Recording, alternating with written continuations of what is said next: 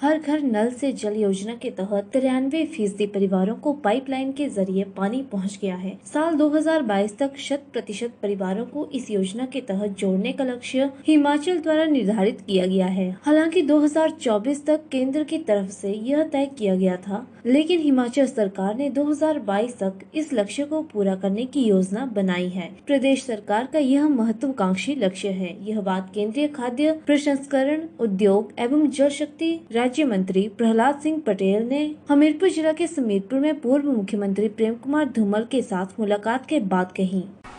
पहली चीज तो आज के दौरे में 2 काम महत्वपूर्ण थे, ज्वाला देवी के दर्शन और आदरणीय धूमल जी के दर्शन। मैं जब पहली बार सांसद बना था तब से मुझे उनका आशीर्वाद प्राप्त था। तो इस दौरे में जब मैं आ रहा था तो मैंने तय किया था कि जाकर उनसे भेंट करके उनसे आशीर्वाद लेना। रहा सवाल विभागीय कामों का, तो हर घर जल का अभियान आदरणीय प्रधानमंत्री का बड़ा महत्वाकांक्षी अभियान है। खुशी की बात यह है कि हिमाचल जो कैलेंडर बना था तो 2020 में गोवा, 2021 में हमारे 3 यूटी अंडमान, पांडिचेरी और दमन दीव, तेलंगाना, 22 फिर 23 का कैलेंडर, 24 में हिमाचल को अपना लक्ष्य पूरा करना था।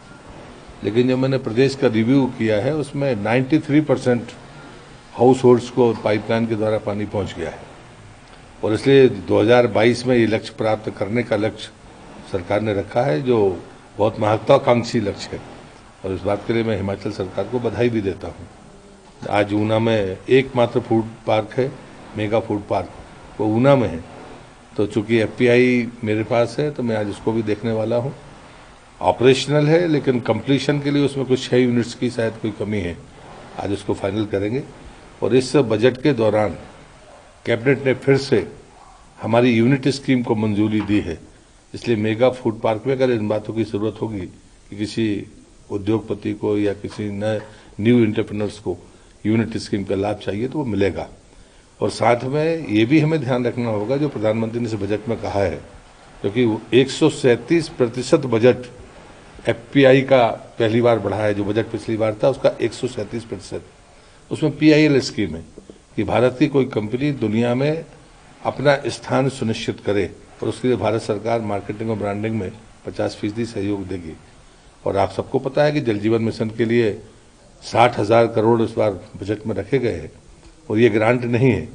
कोई भी राज्य सरकार जैसे हिमाचल ने काम किया है या अन्य जो राज्य 100% अपना लक्ष्य प्राप्त कर चुके हैं, बाकी राज्य भी जितना मर्जी आए, जितना वो खर्च कर सकते हैं उतना पैसा उससे ड्रा कर सकते हैं। तो सप्लाई चेन की बात इसलिए ही कही है कि जो आप फल सब्जियां या जो चीजें पैदा करते हैं, एक तो उनकी उम्र बढ़ जाए, लाइफ बढ़ जाए, तो किसान का भी फायदा है, व्यापारी का भी फायदा है और उससे ज्यादा देश को फायदा है।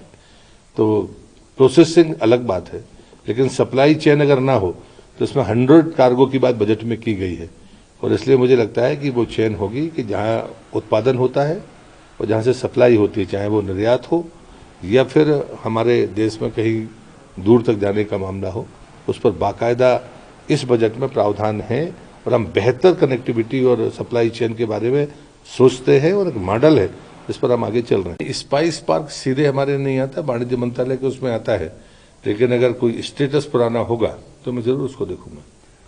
सर 5 राज्यों की इतना सफल और सुदृढ़ नेतृत्व हमारे पास है आदरणीय मोदी जी का।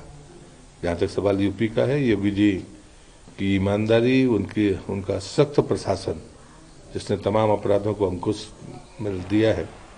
और जो मैं तीसरी बात देखता हूं सप्लाई चेन की, कोरोना की महामारी के बीच में सरकार ने जिस प्रकार से हर प्रकार की सप्लाई को निर्बाध रूप से पूरा रखा, चाहे वो गरीब आदमी को अन्न पहुंचाने का मामला हो, आम उपभोक्ताओं को दुकानों से सामान पहुंचाने का मामला हो या फिर ऑक्सीजन सप्लाई का मामला हो, ये ऐसे पक्ष हैं जो देश पहली बार देख रहा है कि समर्थ और दूरदर्शी नेतृत्व में उनको वो सारी चीजें दिखती हैं। बजट भी उसका एक बेहतरीन उदाहरण है और इसलिए सप्लाई चेन को मैं महत्वपूर्ण मानता हूं, जो मोदी सरकार की पहचान है और इस आधार पर जनता हमको निश्चित रूप से आशीर्वाद देगी, इसमें कोई शंका नहीं होनी चाहिए।